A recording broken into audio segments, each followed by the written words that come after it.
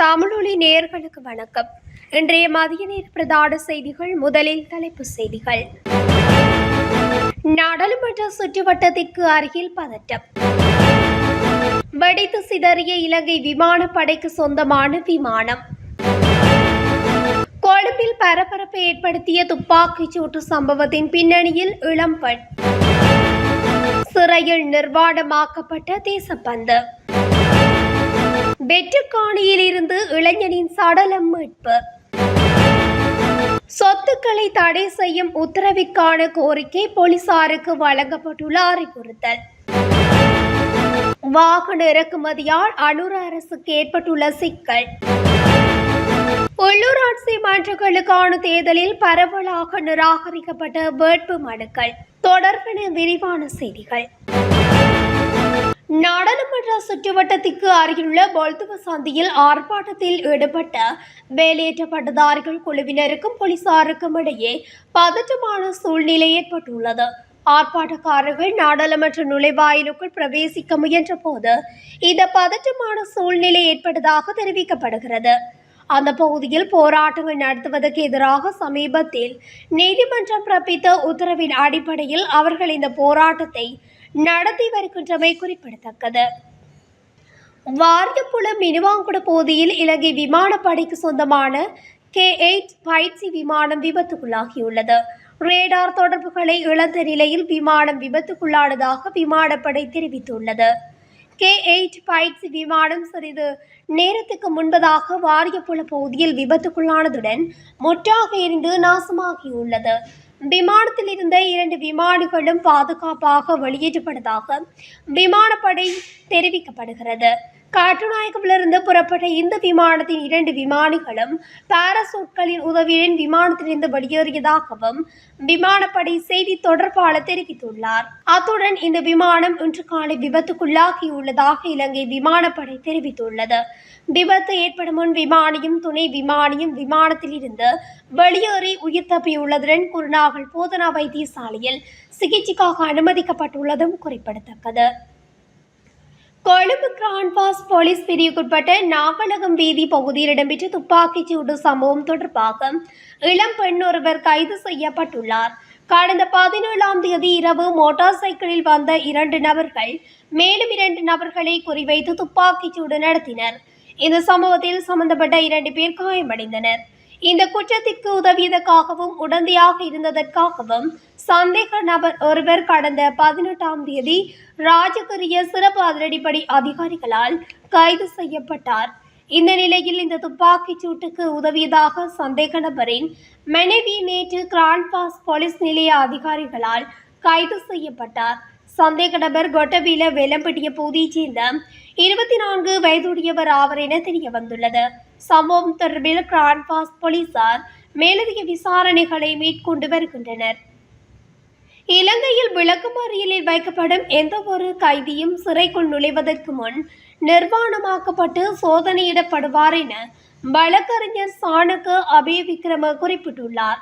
அதன்படி விளக்கமறிய வைக்கப்பட்ட இலங்கை முன்னாள் போலீஸ் மாதிபர் தேசப்பந்து தினகோனுக்கும் அது நடந்திருக்கலாம் என்று அவர் கூறினார். மற்ற கைதிகளைப் போலவே குறைந்தபட்ச கைதிகள் சிறைக்குள் தேசப்பந்துவுக்கு கிடைக்கும் என்றும் தன்னை விதிக்கப்பட்ட கைதிகள் அணியும் 50 அணிய வேண்டிய அவசியமில்லை என்றும் வழக்கறிஞர் சாணக்க அபேவிக்ரம குறிப்பிட்டார்.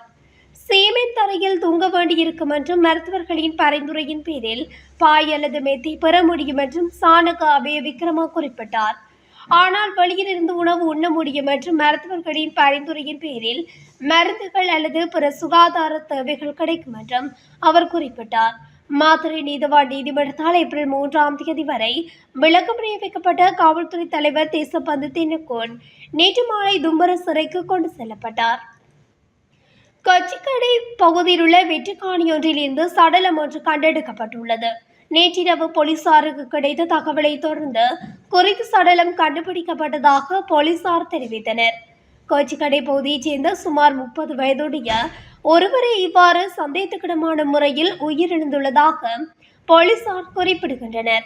சம்பவம் குறித்து கொச்சிக்கடை போலீசார் மேலதிக விசாரணைகளை மேற்கொண்டு வருகின்றனர். பகிரங்க பிடியாணை பிறப்பிக்கப்பட்ட ஒருவர் 30 நாட்களுக்குள் நீதிமன்றத்தில் முன்னிலையாகாமல் இருந்தால் அவரது அசையும் அசையா சொத்துக்களை தடை செய்யும் உத்தரவை பெற்றுக்கொள்வதற்கான கோரிக்கை முன்வைக்கப்பட வேண்டும் என அறிவுறுத்தப்பட்டுள்ளது. பதில் போலீஸ் மா அதிபரினால் அனைத்து போலீஸ் உத்தியோகத்தர்களுக்கும் விசேட சுற்று நிரூபம் ஊடாக இந்த அறிவுறுத்தல் வழங்கப்பட்டுள்ளது. குற்றவியல் நடைமுறை சட்ட விதிகளின் பிரகாரம் இதற்கான நடவடிக்கைகள் எடுக்கப்பட வேண்டும் எனவும் பதில் போலீஸ் மா அதிபரினால் அனைத்து போலீஸ் உத்தியோகத்தர்களுக்கும் அறிவிக்கப்பட்டுள்ளது.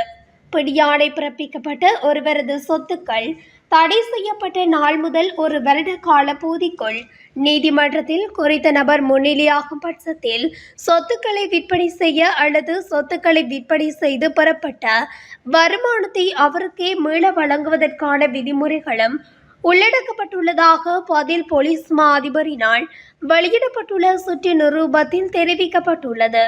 தற்போது வழங்கப்பட்டுள்ள அறிவுறுத்தல்களுக்கு அமைய அனைத்து போலீஸ் நிலைய பொறுப்பதிகாரிகளும் செயற்பட வேண்டும் என்பதுடன் இந்த நடவடிக்கைகளை சிரேஷ்ட போலீஸ் அதிகாரிகள் கண்காணிக்க வேண்டும் எனவும் சுற்று நிரூபத்தில் குறிப்பிடப்பட்டுள்ளது.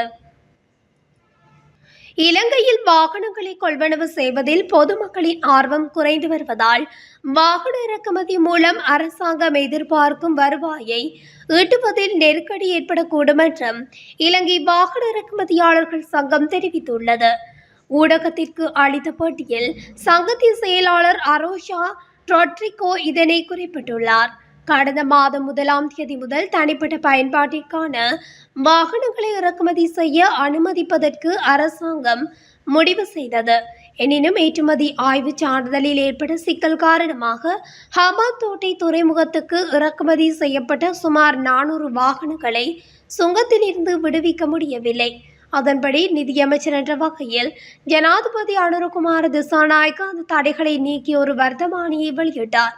எனும் துறைமுக அனுமதி தாமதம் உள்ளிட்ட பல சிக்கல்கள் காரணமாக எதிர்காலத்தில் நுகர்வோர் அதிக விலைக்கு வாகனங்களை வாங்க வேண்டியிருக்கும் என இலங்கை வாகன இறக்குமதியாளர்கள் சங்கத்தின் செயலாளர் அரோஷா ட்ரொட்ரிகோ தெரிவித்துள்ளார்.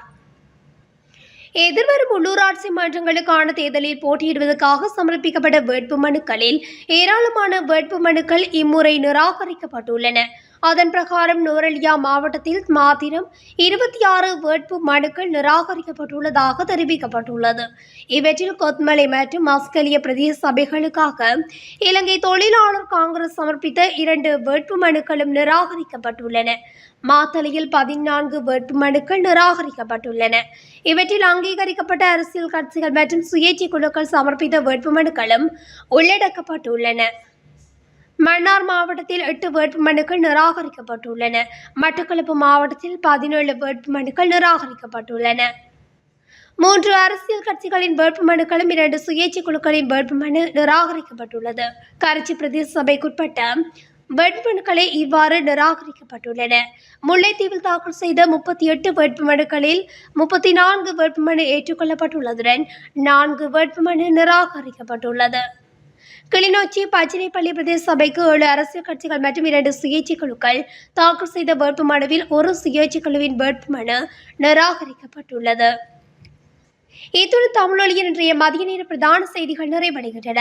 தொடர்ச்சியாக செய்திகளை அறிந்து கொள்ள தமிழொலி ஊடகத்துடன் இணைந்திருங்கள். நன்றி, வணக்கம்.